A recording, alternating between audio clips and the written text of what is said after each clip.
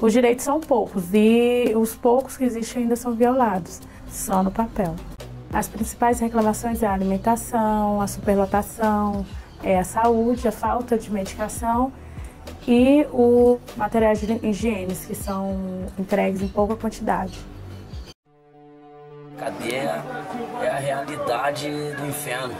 Para ver a superlotação que está o presídio central. Imaginemos a seguinte situação. Um detento dentro do cárcere começa a causar confusão. Se envolver com drogas, tráfico de armas e começa a tumultuar o ambiente carcerário. Dentro dessa circunstância, quais os institutos legais, os instrumentos legais possíveis para punir essas atitudes? Como punir alguém que já está sendo punido? Hoje trataremos um instituto chamado RDD, que é o Regime Disciplinar Diferenciado, que aborda exatamente esse problema. Ao longo da discussão, veremos quais as características, as restrições, quais as críticas e quais os benefícios do instituto que está presente no nosso Código Penal. O disciplinar diferenciado, mais conhecido como RDD, é uma espécie de regime de cumprimento de pena privativa da liberdade, cujas regras são mais rígidas que a do regime fechado, que podem ser cumpridos tanto em presídios comuns ou em presídios federais. O campo da execução criminal, ele regulamentou esse novo tratamento para o cumprimento das penas no Brasil após uma série de rebeliões que aconteceram em presídios tanto de São Paulo como no Espírito Santo. Essas rebeliões foram comandadas por chefes de facções criminais dentro dos próprios presídios, ocorridas no ano de 2000. Se agravaram pelas mortes de 2 juízes das execuções penais dos respectivos estados. Uma forma de dar uma resposta à sociedade de forma imediata e superficial foi a aprovação do projeto de lei número 7.503/2001, que agora é a Lei Federal 10.792, de 1º de dezembro de 2003. Poderá ser determinado o cumprimento de pena em regime disciplinar durante 3 critérios, né, que são eles: o condenado, que dentro do presídio pratica fato previsto como um crime doloso que ocasione subversão da ordem ou disciplinas internas. O presidiário também, que apresenta alto risco para a ordem e a segurança do estabelecimento penal ou da própria sociedade. Também podem se incluído nessa parte o presidiário, sob o qual recai a fundada suspeita de envolvimento ou participação a qualquer título em organização criminosa, uma associação criminosa, milícia privada, independente da prática de falta grave. Com a aprovação do projeto de lei do pacote anticrime, né, que é a PL 10.302/18 pela Câmara dos Deputados, as normas do RDD ficaram ainda mais rígidas, né? E elas estão sendo utilizadas ultimamente nesse formato pelo pacote de crime. O RDD ele passou a ser aplicado a presos estrangeiros e as visitas passaram de semanais a quinzenais. Podem participar crianças, contanto que as instalações impeçam o contato físico e a passagem de objetos. O banho de sol também ele foi ajustado para grupos de até 4 presos, desde que não haja contato com o preso do mesmo grupo criminoso, né? Todas as entrevistas elas agora são monitoradas, exceto com um advogado, né? E haverá fiscalização do conteúdo da correspondência e a participação em audiências judiciais será preferencialmente por videoconferência. Pronto. Bom dia, eu estou aqui com o promotor de justiça, o Dr. Thomas Bryan, e ele vai nos responder aqui algumas perguntas. Bom dia, doutor. Tudo bem? Bom dia, Luan.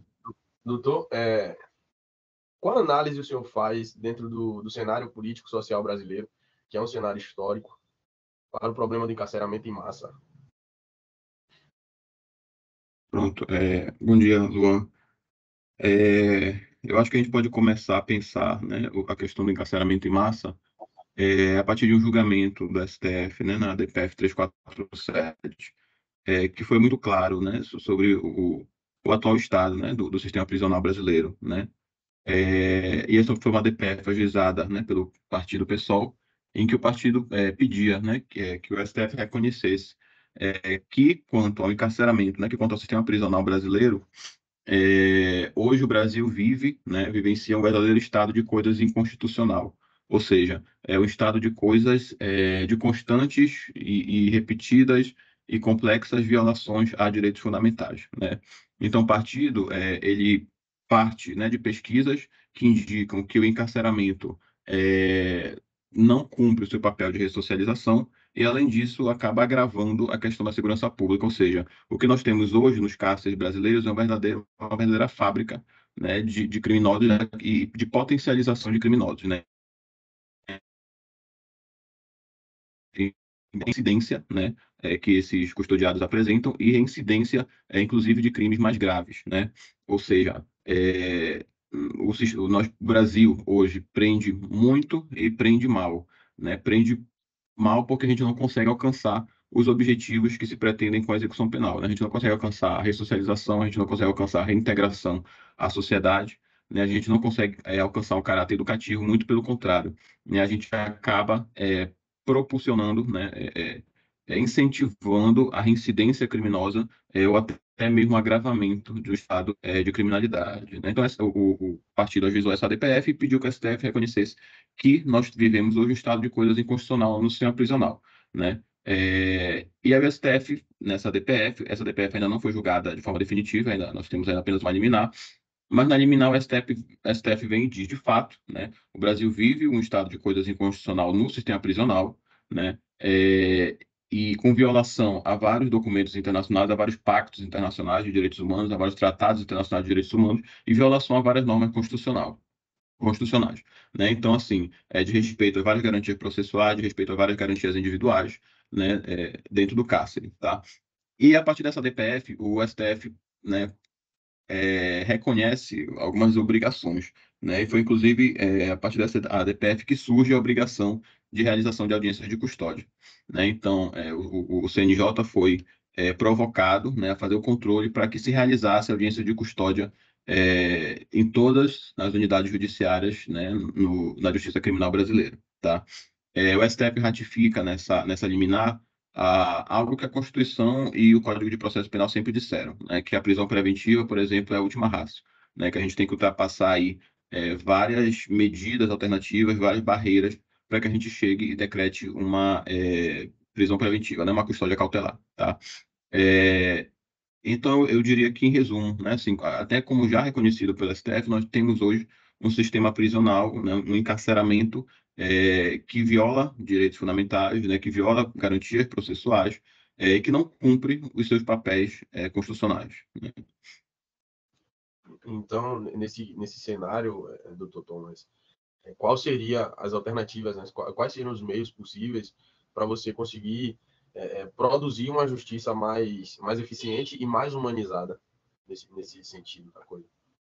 No próprio pedido, né, dessa DPF, o partido estabelece, requer que o STF estabeleça, né, algumas obrigações, né, ao Poder Executivo, ao Poder Legislativo, e o STF traça, né, na decisão algumas orientações, digamos assim, a todos os juízes, né, do sistema prisional. Então, o STF diz, né, que se for decretar uma prisão preventiva, né, o juiz tem a obrigação, uma obrigação até argumentativa, né, de justificar que, de fato, não há nenhuma medida cautelar cabível, né, não há nenhuma outra alternativa cabível para tutelar esses direitos fundamentais, para assegurar, né, a custódia penal, que não seja a prisão preventiva. O partido político, né, nessa DPF, também requer que os entes federativos, né, a União e os estados sejam obrigados a elaborar um plano, né, de reestruturação. Porque, assim, quando a gente fala em um estado de coisas inconstitucional, é algo que não vai ser resolvido com uma canetada, né, algo que não vai ser resolvido com uma decisão judicial ou com uma portaria ou apenas com uma alteração legislativa. É algo que, para ser resolvido, exige uma série de medidas, né, dos vários poderes, das várias autoridades, para que assim possa reestruturar esse sistema prisional, né? E aí, uma outra coisa que foi tratado, né, no julgamento dessa ADPF, bom, a questão das audiências de custódia, eu acho que já foi um grande avanço, né, no sentido de diminuir o número de prisões preventivas, né, de casos que não precisariam, né, de prisão preventiva. Um dever argumentativo, né? Ou seja, quando se for decretar essa prisão, tem que se justificar, né, que de fato não tem outra alternativa cabível.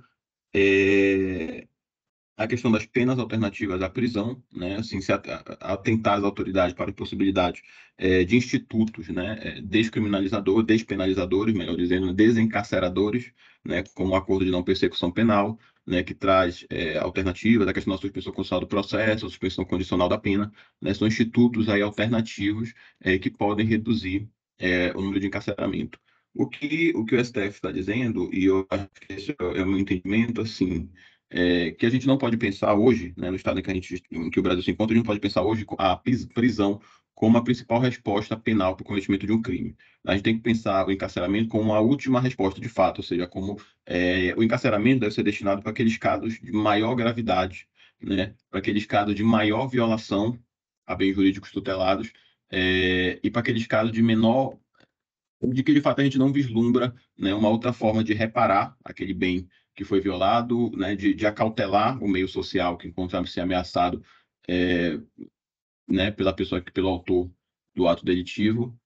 Eu acho que é mesmo uma mudança de cultura, né, de perspectiva, de que assim, a prisão não é mais assim, a principal resposta do sistema penal, né? A gente tem uma série de alternativas, aí uma série de institutos que a gente deve priorizar e resguardar a prisão, né, para aqueles casos mais que sejam mais necessários, né? Aí a gente chega a um ponto, doutor, que é a questão dos institutos legais punitivos dentro do cárcere. O senhor, como doutor, promotor de justiça, como é que o senhor analisa esses institutos legais que servem para a resolução de conflitos dentro do cárcere, como exemplo o RDD, que é o Regime Disciplinar Diferenciado? Então, o que acontece? O RDD ele é um regime, né, diferenciado, ou seja, é um regime específico dentro da execução penal que ele é constituído por restrições ainda mais graves aos direitos das pessoas encarceradas, né? Você vai restringir ainda mais os direitos fundamentais daquelas pessoas que estão cumprindo aquela medida de prisão, aquela pena de prisão. O meu receio, né, com relação ao RDD é que se a gente não consegue assegurar direitos mínimos, né, das pessoas que estão sujeitas a uma pena privativa de liberdade em condições normais, né, imagina o quanto, né, se a gente já viola direitos, né, em condições normais, imagina das pessoas que estão submetidas a regime disciplinar diferenciado, né? Então, eu acho que antes, né, de se pensar ou antes de se aparelhar o regime disciplinar diferenciado, a gente deve parar e refletir, né, sobre o encarceramento ordinário, né, sobre as penas privativas de liberdade em situações comuns, né? Inclusive, alguns autores, né, até atribuem até, né, a questão do regime disciplinar diferenciado como uma manifestação do direito penal do inimigo, né, a questão do direito penal do autor, né, em que você pune o autor e não o fato, né, em que aquela punição está muito associada a quem cometeu nas condições pessoais, não ao fato que foram cometidos. Mas eu acho que eu vejo, né, a problemática do RDD justamente nisso, do risco que né, se restringir ainda mais direitos fundamentais quando a gente não consegue sequer assegurar que a execução penal tradicional seja feita dentro, né, do respeito às garantias individuais. Então, doutor, eu queria dizer que foi um prazer estar com o senhor e agradecer pela participação. Valeu. Obrigado. Obrigado, João. O regime disciplinar diferenciado, ou RDD, é uma abordagem singular dentro do sistema prisional. Ele se destina a lidar com indivíduos que são considerados de alta periculosidade. Esse regime implica em restrições mais severas e em supervisões mais intensas, visando manter a segurança dentro da prisão. No entanto, a sua aplicação levanta preocupações éticas e até jurídicas, especialmente no que diz respeito aos direitos fundamentais dos detentos. É crucial considerar os impactos psicológicos do RDD, uma vez que uma reclusão prolongada e uma restrição mais intensa causam significativos problemas na saúde mental dos detentos. A questão crucial gira em torno do equilíbrio entre a necessidade de segurança da prisão e a garantia dos direitos fundamentais dos detentos, incluindo o direito à dignidade, o direito à ressocialização e à reabilitação. Além disso, a eficácia do RDD como uma medida corretiva também tem sido palco de contradições. Existem questionamentos sobre se esse regime realmente contribui para a redução da criminalidade ou se esse regime também se alinha aos princípios de ressocialização. É fundamental que para um sistema penitenciário mais justo e mais eficiente, também haja um sistema penal mais justo e mais eficiente. Em última análise, o RDD destaca a complexidade inerente do sistema prisional e a necessidade contínua da avaliação crítica das estratégias adotadas. Ao debater sobre um RDD, é imperativo considerar alternativas que possam equilibrar a segurança, a justiça e o respeito pelos direitos humanos no tratamento dos indivíduos dentro do ambiente carcerário. 60% dos jovens de periferia sem antecedentes criminais já sofreram violência policial. A cada 4 pessoas mortas pela polícia, 3 são negras. Nas universidades brasileiras, apenas 2% dos alunos são negros. A cada 4 horas, um jovem negro morre violentamente em São Paulo. Aqui quem fala é Primo Preto, mais um sobrevivente.